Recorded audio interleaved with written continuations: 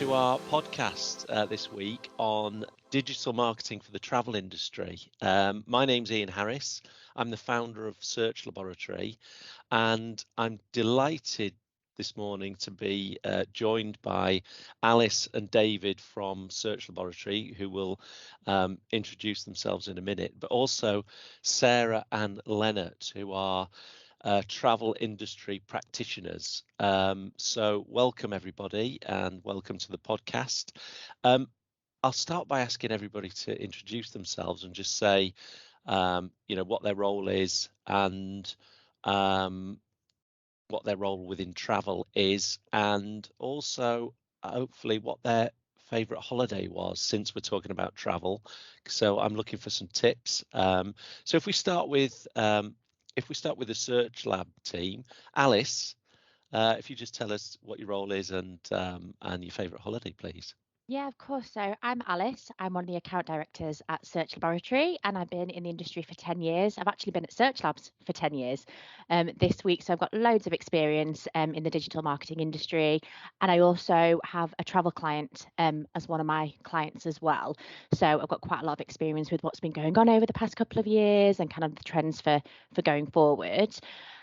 Talking about my favourite holiday, I'm going into the past now. I'm going into when I was in my teens, but I have to say New York must be one of my favourites. We went a couple of times when we were younger, and I still have a really soft spot for that place. So I've got to say that's my favourite one. Oh wow! And happy 10-year anniversary! I didn't realise it was this Thank week. you. Yeah, Wow! thank you so much. And have you been to see our New York office? I haven't, Oh no, but wow! I need 10 to years. go. 10 Wow. years, I need to go. Yeah. It's time. I've been to the Austin, but I've not Okay. been to New York. So Oh fingers wow! Need to crossed sort sometime that. soon. Yeah. We do. Okay. Thanks, Alice. David. So I'm a data solutions architect at Search Laboratory. I think I've been here 7 or 8 years now. And really my role is to understand a client's sort of data pain points, build solutions around them that actually allow us to connect your business goals to your data and make the most out of make your data work for you. In terms of my favorite holiday, I think it's got to be Jamaica, when I want to say it was Hurricane Katrina went over it or very near it. Just because I've never seen waves like that. I mean, you probably shouldn't have gone in the sea during that time, but honestly, it was so much fun. Wow. Okay. Thanks very much, Sarah. Oh, hi. So I'm Sarah. I'm the head of brand and acquisition at Riviera Travel. So my role within Riviera is, really to look after, our brand and campaigns and our messaging, and also all of our kind of acquisition channels, be they, above the line, TV, radio, digital marketing as well, and our website and e-commerce. So that full kind of acquisition journey. I've been at Riviera about 2 years now, or 2.25 years. And prior to that, I'd sort of worked in the travel industry for, 5 years prior to that as well. So quite a lot of travel industry experience, working mostly in sort of escorted tours or cruising. And at Riviera, we sort of specialize in luxury river cruising and escorted touring kind of across Europe and worldwide. So quite, sort of a really great blend of, the roles and the sort of the experience I've had in the past, and a really kind of diverse portfolio of product that we work on now. Oh, and my favorite holiday, almost forgot that bit. Yes. So a few years ago, I think it was 2017, myself and my partner took a road trip through Italy. So we started in Venice, and we drove down through Florence, visited Rome, and down to Naples. So that was an amazing experience. Such a great way to see the country. We love Italy, love the food, love the culture. And actually the best part of that was all the stuff that almost wasn't the main highlights that you would expect, but just through sort of driving through a place, the little towns and villages that you stop off at, and the amazing views and kind of the experiences that you don't necessarily plan to have, but that really make it special. Lovely. Oh wow.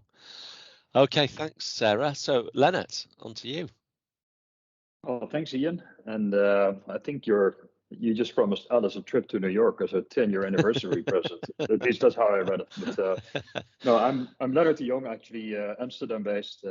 Since 2 weeks, I am the former chief commercial officer of citizenM hotels, where I've been for 16 years.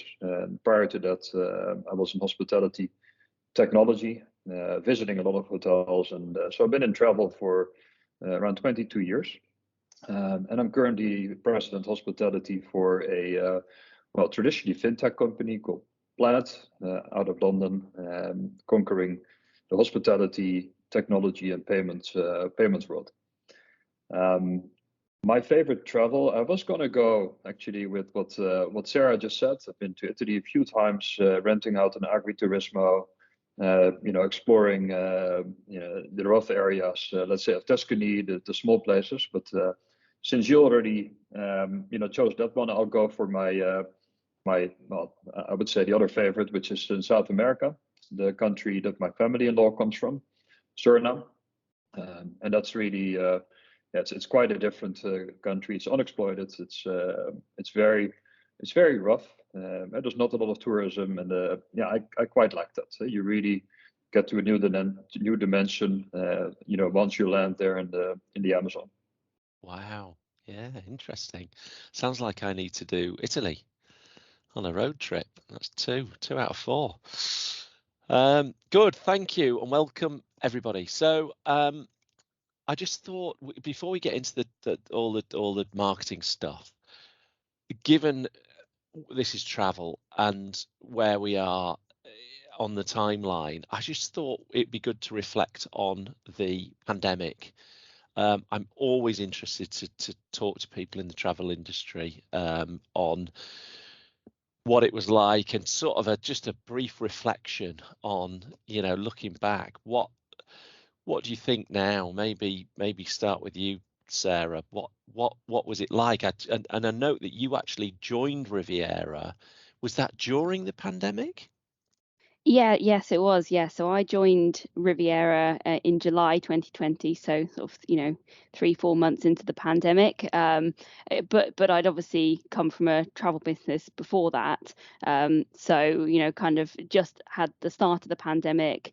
I was actually due to start a different role within the travel industry, and obviously the pandemic Right. started, and so that ultimately kind of fell by the wayside. And then I joined Riviera in July. So yeah, kind of a very interesting time to join a business.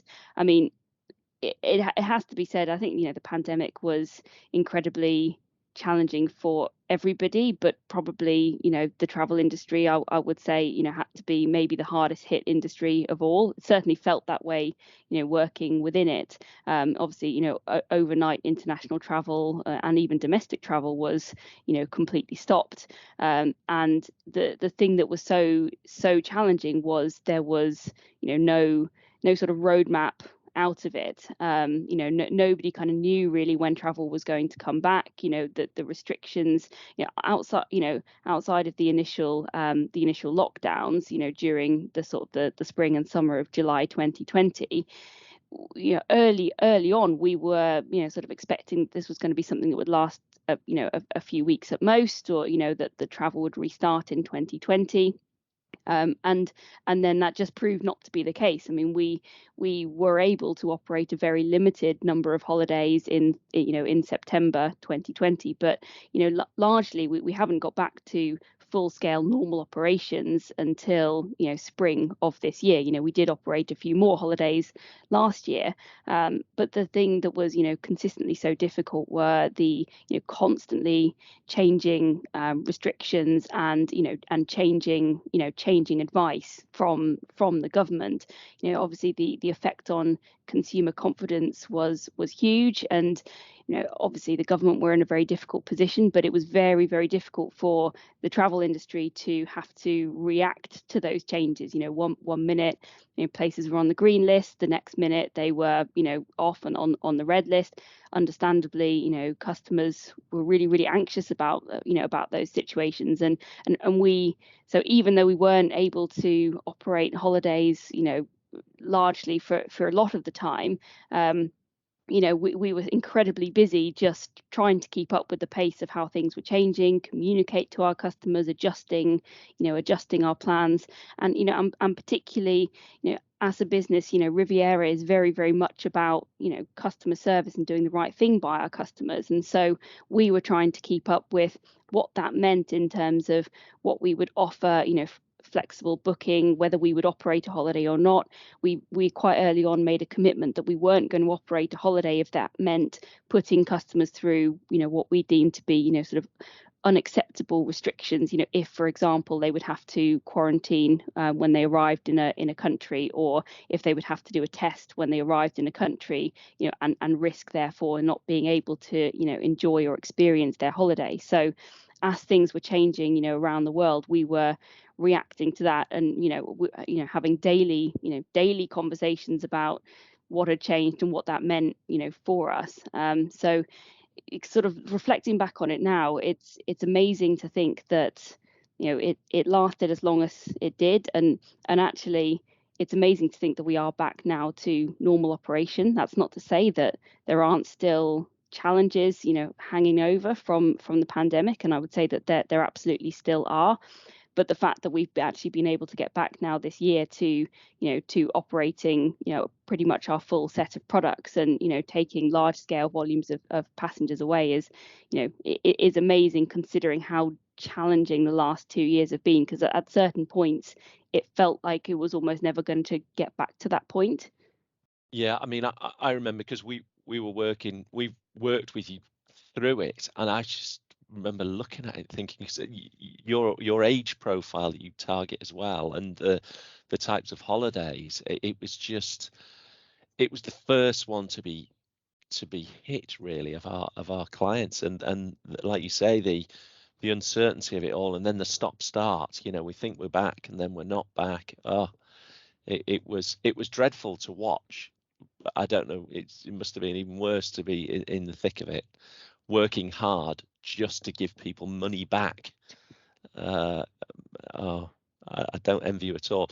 And Lennert, looking back, slightly different industry, that I suppose, hotels, but all the same challenges, I presume. No, absolutely. I remember having a conversation at March 2020 with our board, and we said, well, thank God we're not in the cruise business, because that looked to be something that was never going to recover, and we had to change our opinion on that.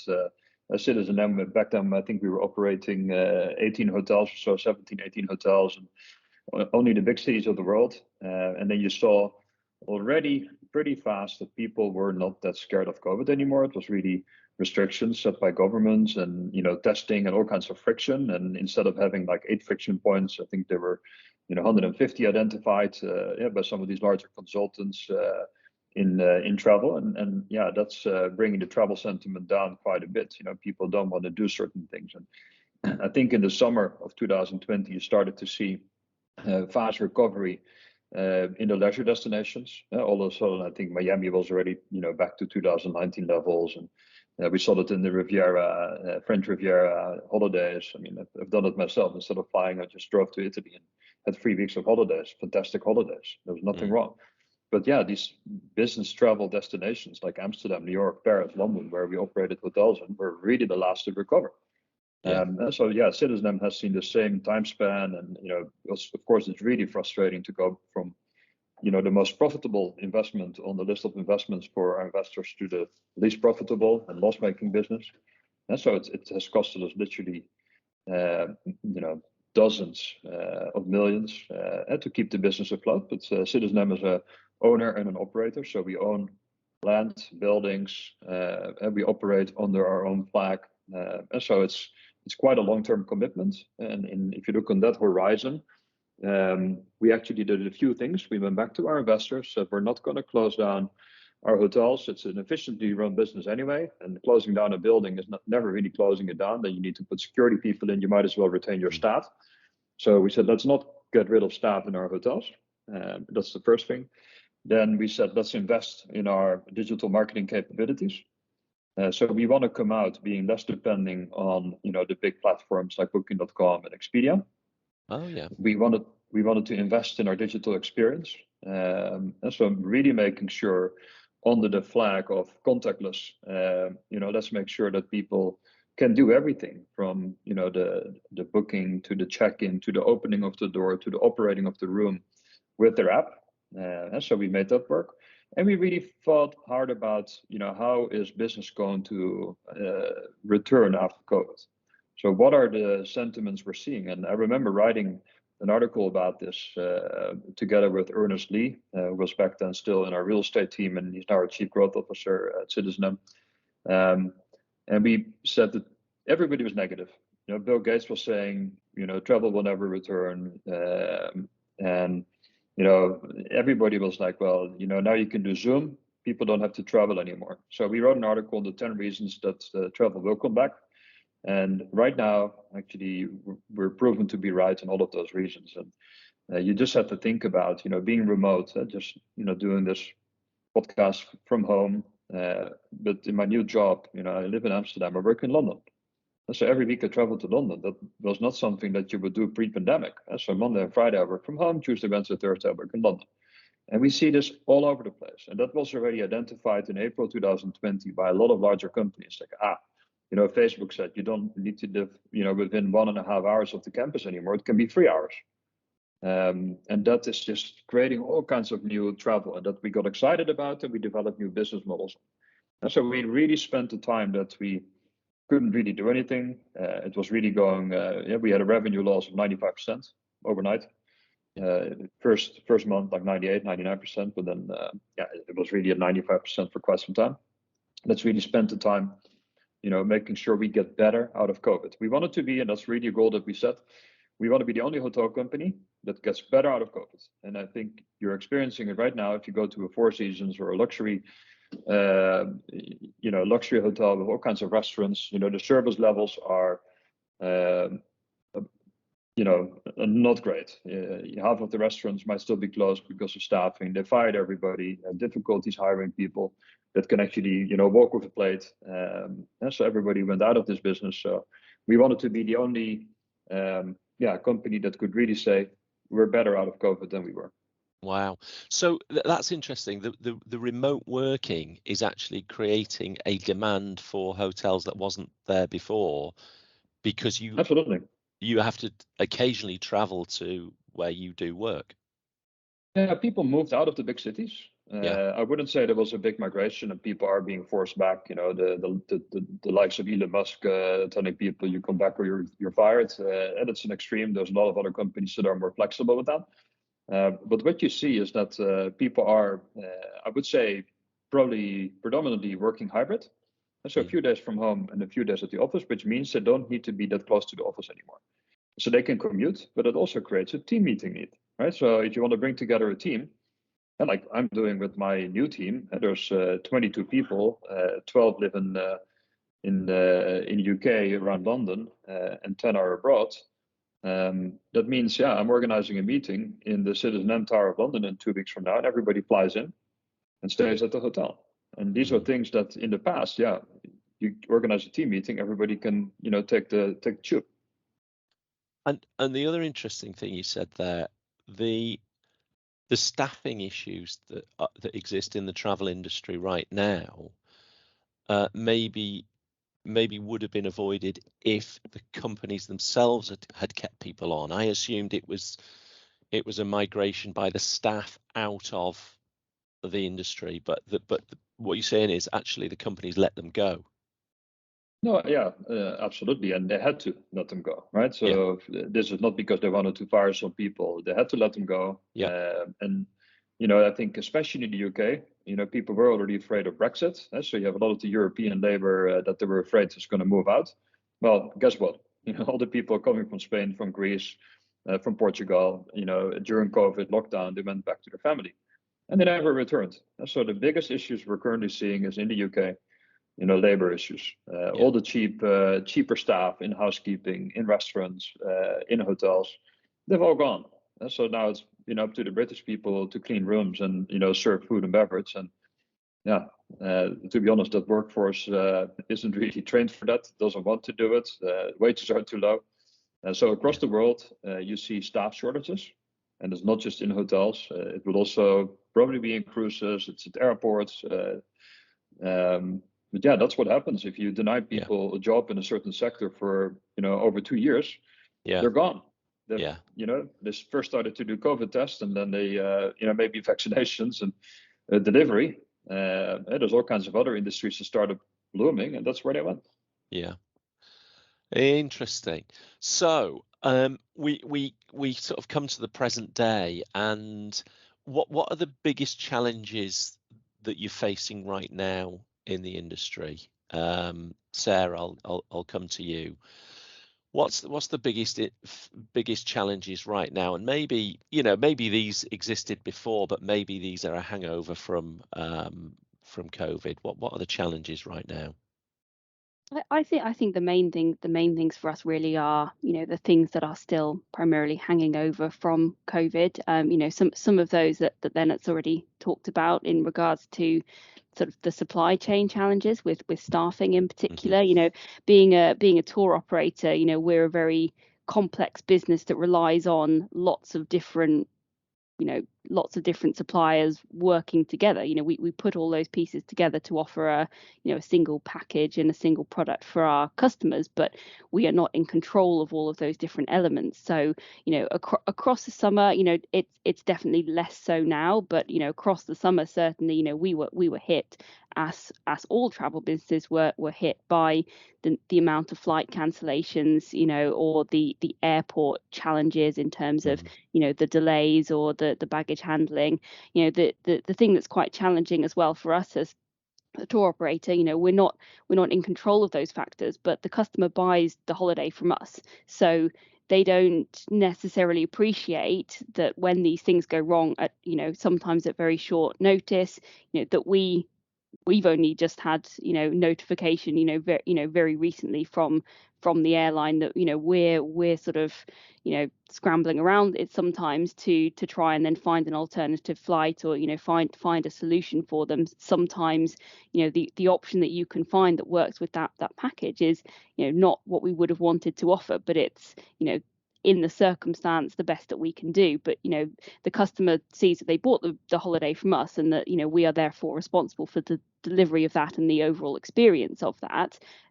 Rightly so, but there are elements within that we have not had control over, so that that has caused some challenges. I mean, we were still able, despite that, to get away sort of 99% of our holidays that we planned to operate, but that involved an awful lot of hard work behind the scenes, from our flights team and our transport team to be sourcing alternate solutions and coming up with creative solutions in order that our customers could still get away and still travel on their holidays. And some of that impacted our team certainly, and ultimately we would be taking the hit financially sometimes as well for having to source these alternate options that so that's been very challenging. It is a little bit less so now, but also it's not just the physical challenges of that, but the perception and the impacts that has had on customers' confidence. I was going to say that the knock on of that to the marketing then and your team, how does that manifest itself? Is it perception in the market, or does it not get that far? Yeah, I mean, I think what we definitely see, and we've done some research of our own as well, within our own customer base, and then also externally as well with focus groups, that the sort of the section of our customer base kind of really divides into three clear groups. You've got a group of people who they feel that they've missed out on travel for the last 2 years. They're desperate to get back to it. They kind of accept that there might be elements that are not as they once were, but they're willing to embrace it because they just want to travel. They want to catch up on those experiences that they've missed.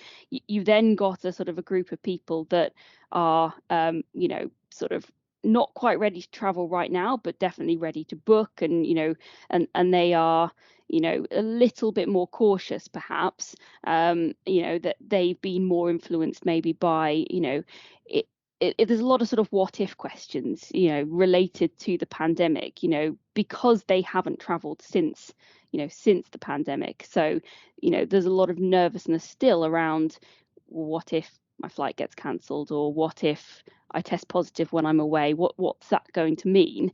And they want those those questions answered. And then there's a third group that they still want to travel, but they're more cautious again. So they're not ready to book yet. They're starting to plan, but again, those concerns are still kind of very present for them. And they might be the group that are naturally, that they might be slightly older or just more cautious by nature, and they want assurance that these things are not going to impact them, that there's not going to be travel disruption, or there's that they don't need to be worried about the what ifs. And so we kind of face this sort of difficult challenge as a as an operator, where we want to give people reassurance, and we try and put as much as we can in place with our policies to give them that reassurance, that we have COVID cancellation protection still. That's something that we offer. We have flexible booking policies that we have recently now extended through into 2023 to try and address some of these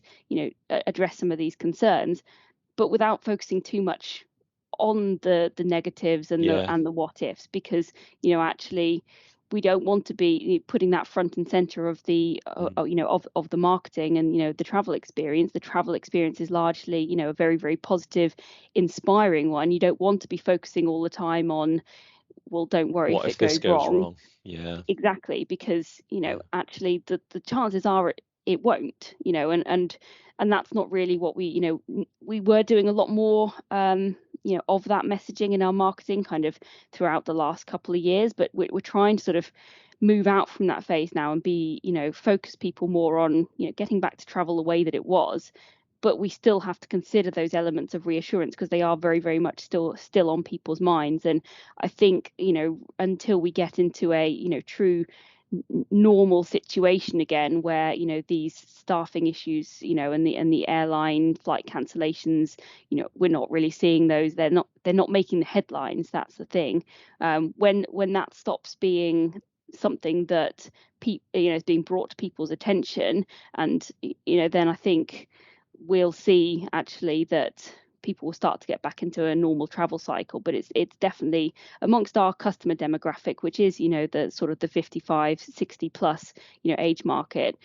It is still only sort of 30% of them that are sort of very much in that we really want, we're not too worried, we just want to get going. And there's a larger segment that they might still be willing to travel, but they still have some reservations. Interesting. I mean, I thought everybody thought like me, in that it's sort of over, and there might be a couple of forms to fill in. That's sort of where I sit, or there might be some staffing shortages. Interesting. Lennert, what about from your perspective? So I suppose specifically around marketing, what challenges have you been facing post pandemic? Well, I think I echo to some extent, some of the things that Sarah highlighted. The demographic at citizenM is different. I would say nobody really cares about COVID anymore. There might be 1 out of 200 people that's wearing a face mask in an elevator or in a public area, but people are irritated if they still see COVID signs, or if we forgot to take away some kind of form that had to be filled in, and those are all gone now. And so I really think from the marketing side, it's we're a bit of a passenger of airports screwing things up.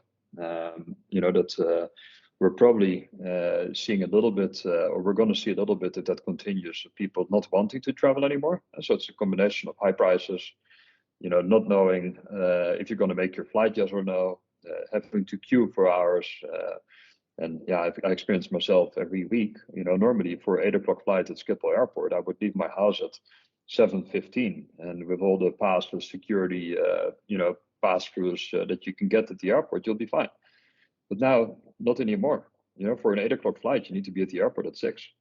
Wow. And that's disruption. That's just friction. And they just fired the the chief of Schiphol Airport, rightfully so. I mean, you can mess it up for a few weeks, but for 4 or 5 months and it's still a mess.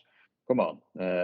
And so they had to increase the wages quite a bit for security guys, and they're still not making it work. So that's one of the concerns on the marketing side. I would say that the demand will suffer a little bit from that.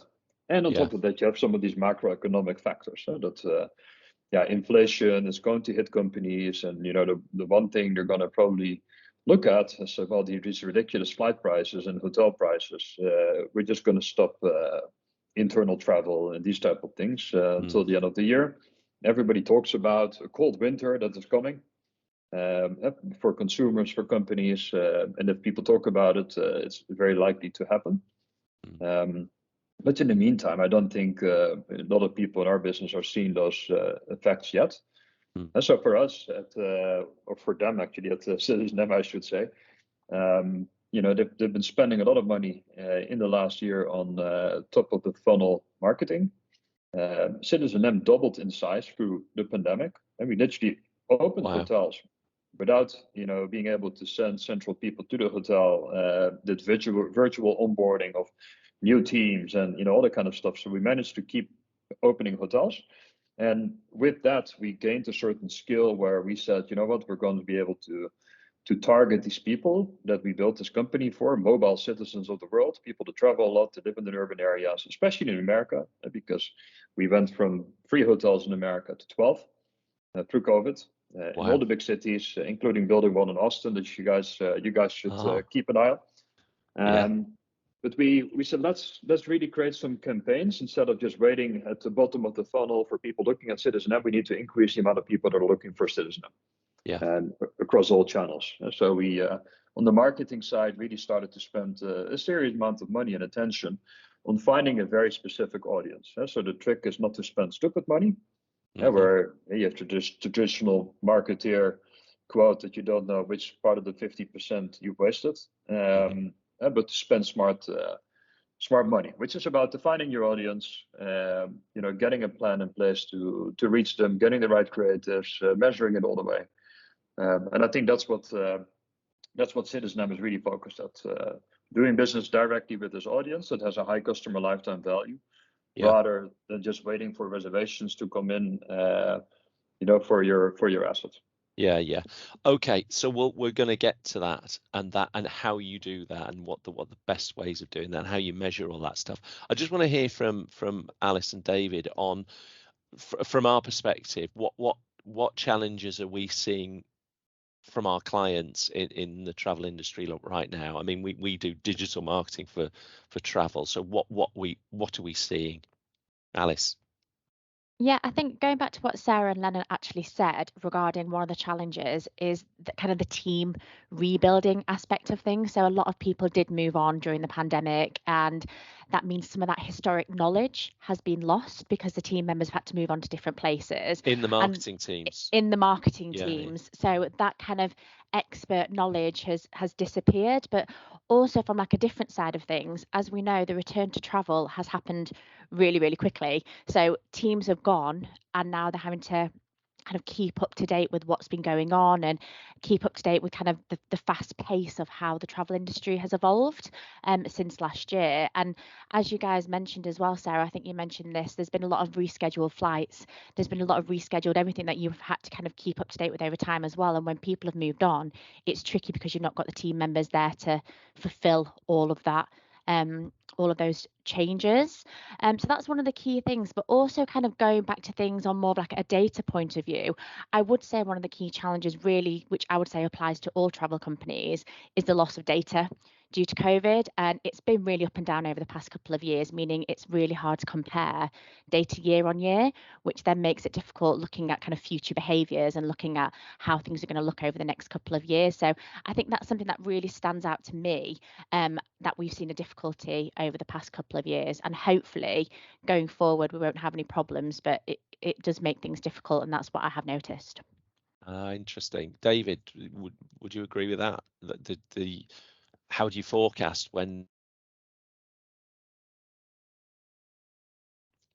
Yeah, most definitely. You end up in a situation where you have to model out quite a few different possible scenarios, and what you actually have to do is you have to track which one's correct, really. Essentially, you have to come out with these are 3 different directions we can go, which one is actually shaping up to be correct.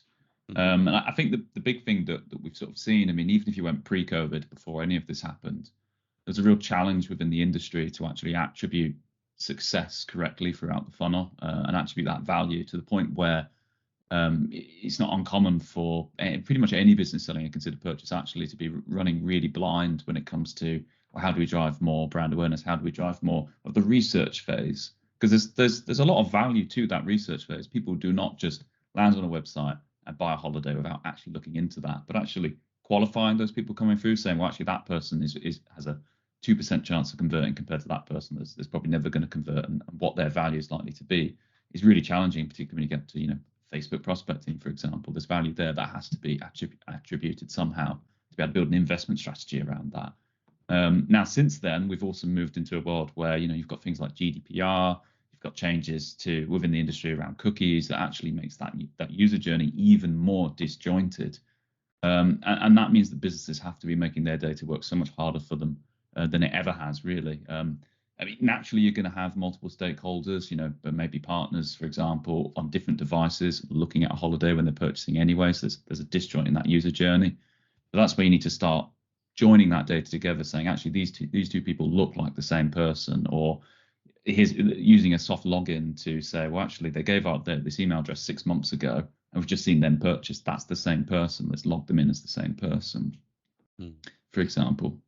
So, I mean, we've got everything conspiring against us. Then we've got COVID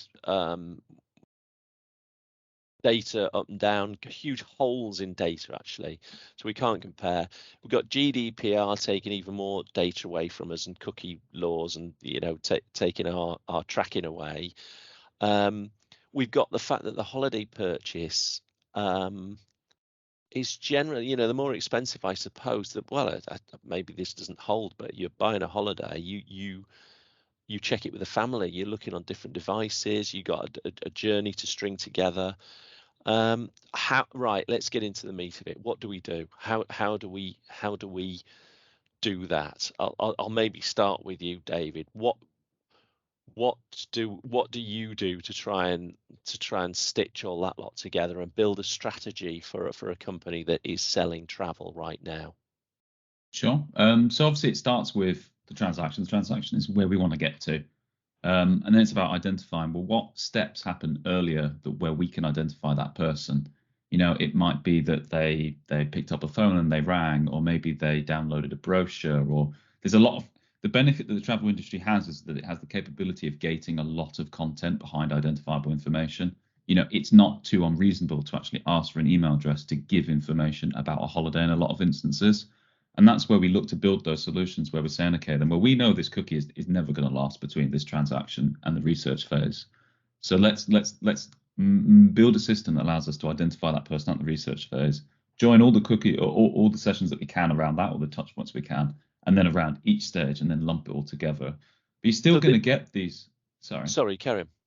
You're still going to get these areas where you couldn't join that up. There's these black holes. And that's where we use data modeling to actually fill in the blanks, where we say, well, this one person looks like 10,000 other people that had the same user journey up to this point, and on average, they were worth X. So we're using machine learning to actually value people's behaviors using your historical data. And so the method of joining when cookies disappear is basically email. Let's try and identify them. Let's try and actually get their consent to identify them. And I mean, Sarah, you just coming to you now, because yours, I would imagine, is a very considered purchase. These are luxury, most of the time, holidays, and there's a price tag to them, and it's quite a big decision. How are you finding that joining data and actually swapping consent for an email address? Yeah, I mean, it's definitely something that is a challenge for us, and made, I think, increasingly so by the fact that, the nature of the holidays that we sell and also the customers that we sell to means that, a large proportion of our customers transact offline. A lot of it will be over the phone. So, although, we do still get plenty of online transactions, a larger proportion is offline, or part of that journey will be offline because they want to speak to somebody to actually talk through face to face, or over the phone, really, with somebody who understands the holiday or can answer their questions and concerns before they then might go away, might come back and book over the phone, or they might come back and book online. So yes, a lot of people phone for part of the journey. It's definitely something that we need to do more work on, and it's something that we are working on now. We have a project that we've got underway. There was obviously some great work that was done before the pandemic by the search laboratory team, creating an estimated value model for us, and that was up and running. But clearly 2.5 years of no reliable data and everything. Yeah, All it customer relied on behavior. historic data. It relied on looking back and modeling.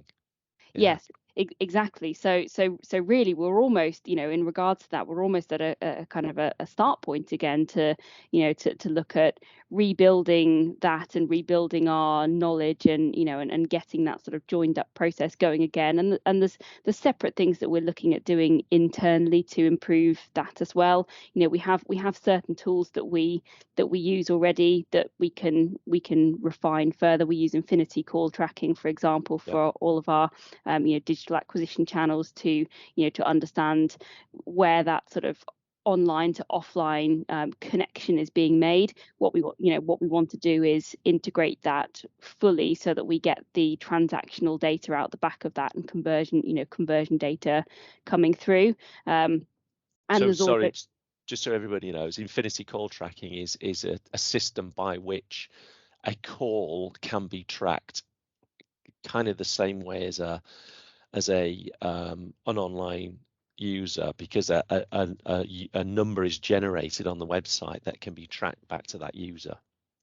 That's I think what we're talking about. Yeah. Yes, exactly. So it generates a dynamic number, whether someone comes to the website through or organic search, or through PPC, or through through Facebook, and then it drops a cookie and can track that user. Even when they come back to the site after a number of days, you can see their journey. You can see what pages on the website they visited and at what point they choose to call. So it gives some really valuable data. But what we want to do as the next step is join that up fully so that we get the end to end. Do they actually transact from that call? And to your point, David, there's also other things that we want to look at doing. For example, with brochure requests are a really valuable lead source for us, and you can request a printed brochure, and we obviously capture data from that. But at the moment, when you view a brochure online, there's no sort of data barrier in place there. But it's something that we are looking at introducing and testing, by putting in an email field required, in order to kind of view or download that online brochure. So there's definitely steps that we're looking at introducing to try and improve our data capture and improve that kind of end-to-end perspective, so that we do get an even clearer understanding of that customer journey. Because as you say, Ian, it is very much a considered purchase, and normally will take a process of days or weeks from someone from that first point of coming to the site to actually making that final end booking. Yeah, and I suppose it's a very considered purchase, but as well, you want it to be a frictionless purchase, and you don't want your gates, your email gates, irritating and sending people off to a competitor, which is a big trade-off. Absolutely, and that's why it's something that we are going to have to test, because it is always trying to find that balance between not putting any blockers in people's way to enable them to get what they want from the website or from the business, but at the same time capturing as much data as we can. So when we put that in place, it will be something that we test and see where the trade-off is ultimately in performance. Yeah, and I think probably Lennert, it's a good point to bring you in, because I would imagine that the sort of tolerance of such a gate of a, you know, giving over an email address is different on a, you know, maybe a life-changing cruise that you know, once in a lifetime cruise, versus a hotel that you're booking maybe for a work, you know, for a work trip. What sort of things were you doing to join that journey and do that thing, which is work out which of that 50% of the marketing is good? Yeah, I think, you know, considering marketing spend is something different than capturing data. But for us, we set that bar beyond, let's say, the purchase of a reservation at a hotel, where you might do a once in a lifetime cruise. The chances that you repeat at the city hotel, you know, where you know, in one of the cities where citizenM is present, is quite high.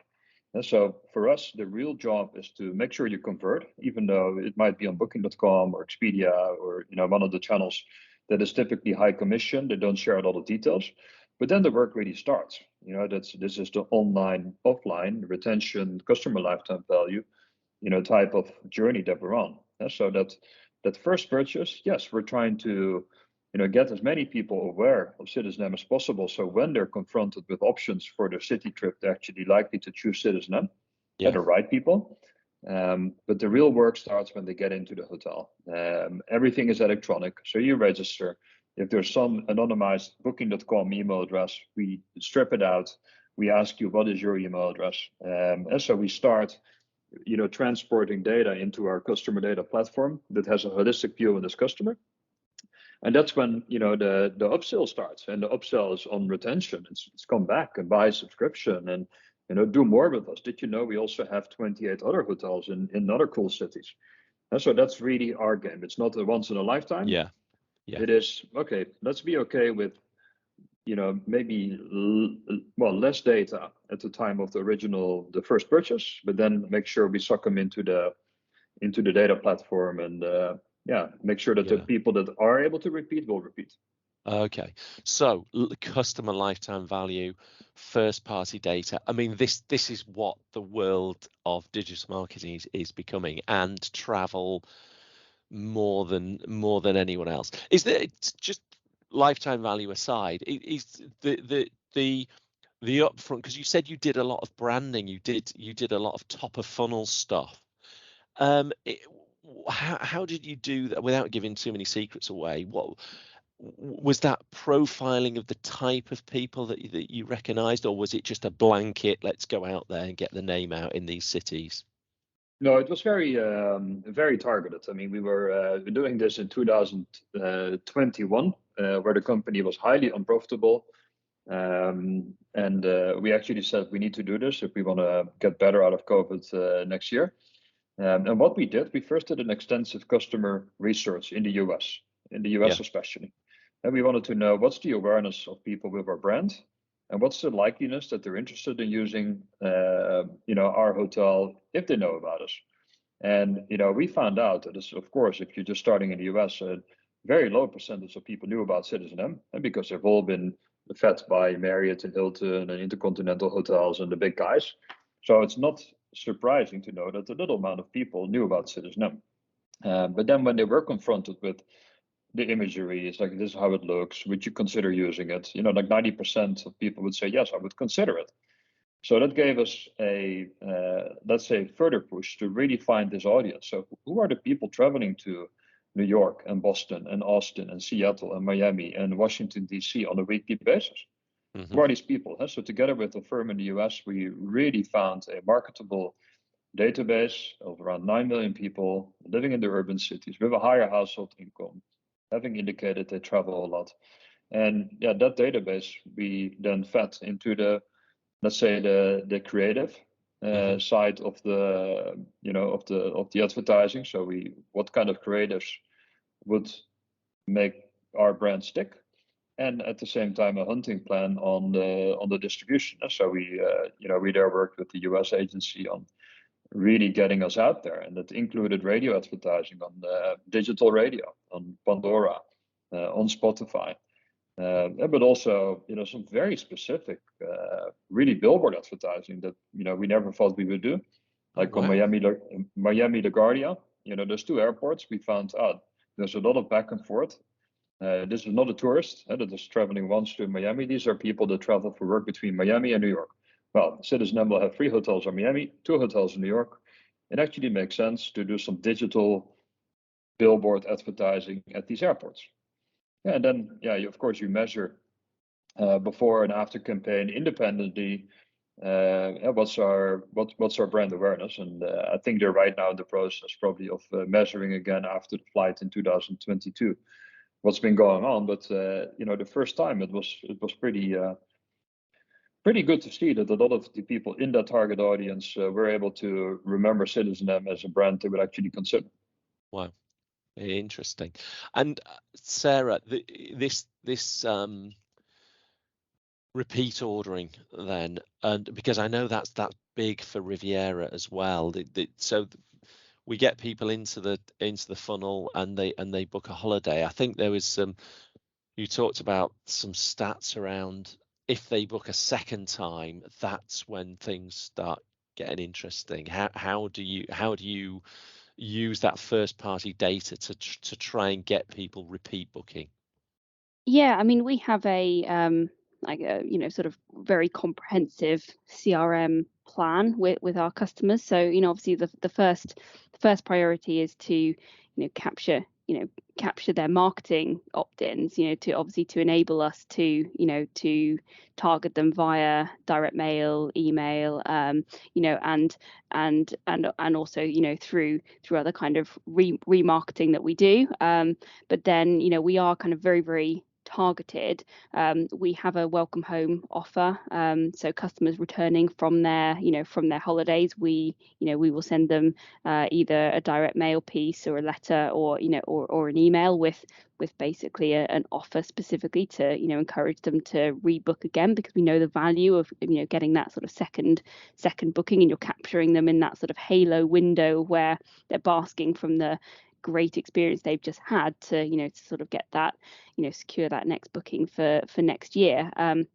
But really for us that is about being very targeted and personalizing the messages to them as much as possible. So talking to them about we have modeling that we've done internally in terms of if you've booked this product, then your next likely holiday would be one of these. We look at behavior of the different customer groups that we have to work out what would be appropriate to talk to them about. We've obviously got a very broad product range, so we've got a lot of scope to do that, and we're always ultimately we're trying to kind of move people up the funnel for higher like increased sort of volume of repeats, but also ultimately to move them towards our higher value products if that's appropriate to them. What we're not going to try and do is push something on somebody they don't want to buy. We'll encourage them, particularly if they've started at, say, a city break.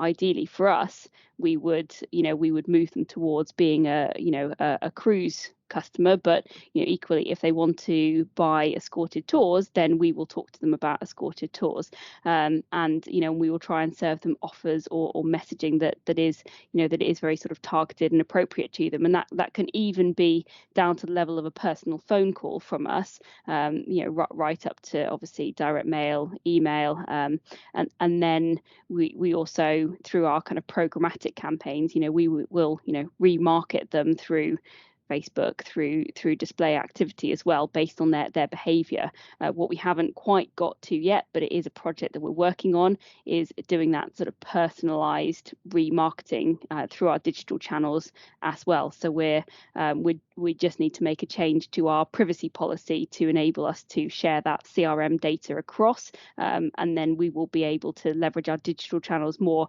in a more sort of sophisticated way for that remarketing as well.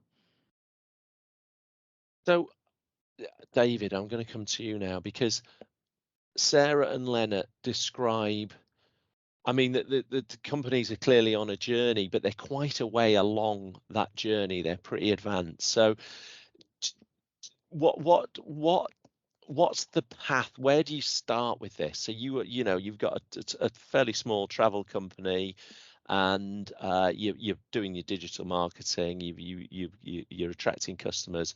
What's the maturity journey look like? Where do you start with all of this stuff? I mean, the key pivot point for both of these businesses is just how they've managed to harness their data by centralizing it, which is a key thing that actually a lot of businesses have not managed to do at this stage.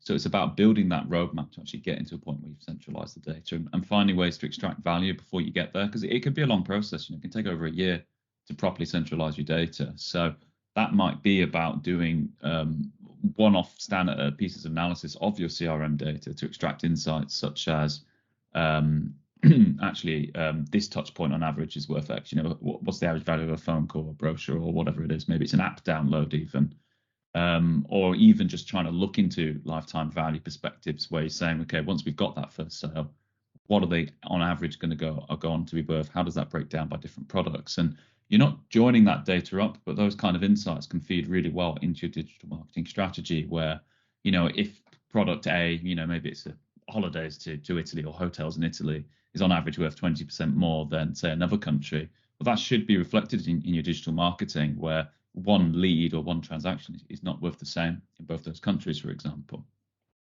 What we really want to do though is that once we've got that data centralized, it's about saying, okay, then well, to Sarah's point about how they and in fact about how they want to re-engage their customers once they've purchased. Well, if you've got your digital data joined into there, it's also about saying, well, what are their behaviors saying that they're actually interested in, right? So if you've managed to identify someone who's purchased with you previously and they're on your website, well, which hotel are they actually looking at? What locations are they looking at? Because then we can actually tailor our messaging to them. So it's not just about what package do we think they might be into. The customer is telling you what they're interested in by their browsing behavior on your website. So it's getting to that stage where you've got that soft login solution where the moment they identify themselves, you're saying, this is everything I know about that customer. This is what I think they'll do next. And you talk about a soft login solution. What actually is that? Yeah, so that's essentially saying that someone comes onto your website and they identify themselves. It can be in multiple ways of them identifying themselves. Obviously, email is usually the most easiest one to do, but I mean, the transaction itself is identifying themselves as well. And it's saying, okay, then, well, this person actually exists in our CRM already. This is the ID we've given them. Let's push that user ID back into GA. And now, from GA's perspective, that's the same person that was on the website a week ago, 2 weeks ago, however long ago it was. And obviously, you're starting to build that journey up over a long period of time. And it will have holes in it because there's offline touch points that happen. And that's why the centralization and the work you do around that to surface that information is also important. So the soft login is basically getting their email address at whatever point you possibly can. Yeah, I mean that's the most common one really, and then identifying them as the same person again. Essentially logging them into the website. It might say, "Hi David." It doesn't have to, but then fundamentally they've got the same GA user ID each time they're identified. That's the key thing there. Right. Okay. And I mean, I suppose from our perspective, dealing with different companies, it's surprising how few people actually do this. Lennert and Sarah describing something that actually very few companies are. So I suppose what I'm saying is, don't be despondent if you're not as advanced as this on that journey. It is possible to get there with actually free tools as well. I mean, the new version of Google Analytics is pretty advanced. You can do some pretty advanced stuff with it if you know what you're doing. Yeah, absolutely. So the new version of Google Analytics gives you that BigQuery export, which is so essential to actually centralizing your data and getting that digital view in there. And obviously within BigQuery itself as well, it's actually a really good ecosystem to actually bring your CRM data into there so that you can actually start modeling it, joining it together as well. It's what we do for a lot of businesses. More often than not, they don't actually use BigQuery itself to actually store their CRM data, but as long as we can build a way of extracting that data into there, then we can do a lot with it. Yeah. Okay. We're well over on time, and I think we could keep going and going, but that's been really interesting, and thank you to Sarah and Lennert for sharing your insights. It's a super interesting industry. I think it's the one that gets us most excited at Search Lab because of the challenges that you face, the opportunity to do good stuff with it. So thank you so much. We do have a white paper and an online workshop on this stuff. So if you visit our website, you'll see that there. But that's been really useful. If you need further information on any of this stuff that we've been talking about, then please do not hesitate to get in contact with us. Just to say thanks, Sarah, thanks, Lennert, thanks, David, and thank you, Alice. And we'll see you next time.